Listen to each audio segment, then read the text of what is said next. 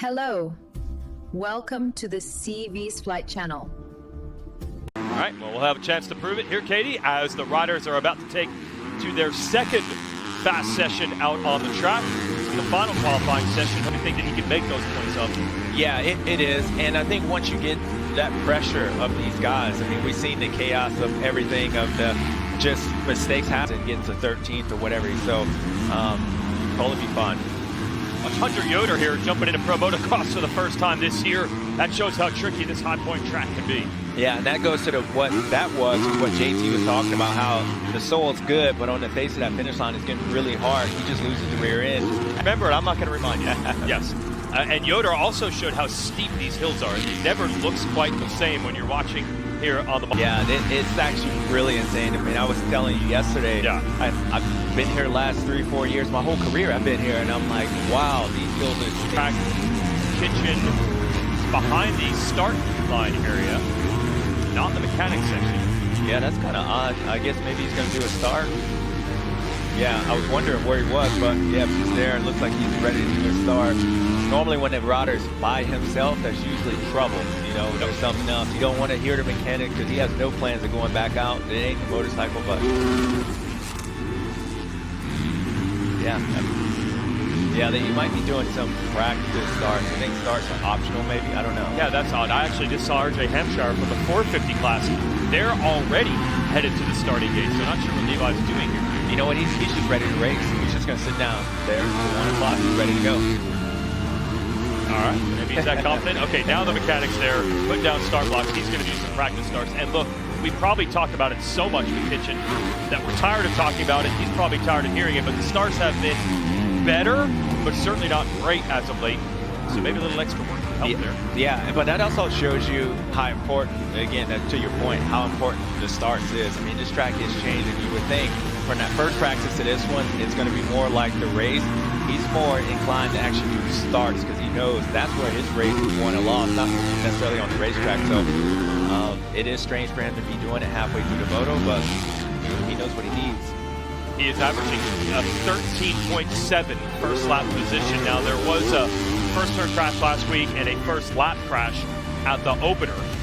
That made the average even worse, but he has not been a whole shot artist by any stretch, but he still has a share of the point lead. A couple other riders to watch out here. Shout out to Beaumer, who has been really solid this year in the Red Bull KTM. He was quick in the first qualifying session. We'll see what he can do in the 13. And here is Hammaker, also with that point lead. That's why they have the dueling red plates. And I almost feel it when you talk to Seth, how happy, relaxed.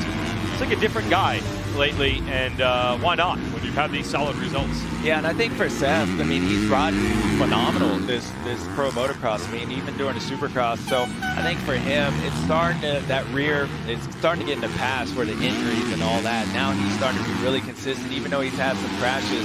They've just been first corner crashes. He's been riding great. And oh, not happy there. That was neutral. I think getting a win, getting a little bit of a points gap, taking the red plate solo, heading into the break would be kind of ideal. So it's kind of my goals. I think, I know I can do it. But that was a strange crash by Seth right there. That means he was in first gear in that corner to be able to hit neutral the way he did. Really strange to be that low of a gear in this corner. And we've got Hymus right behind him on this downhill. Old Davies on a hot lap. All right, this lap just finished. We're checking for here. Probably the trickiest corner on this racetrack. Here's the finish for Davies on his hot lap. Oh!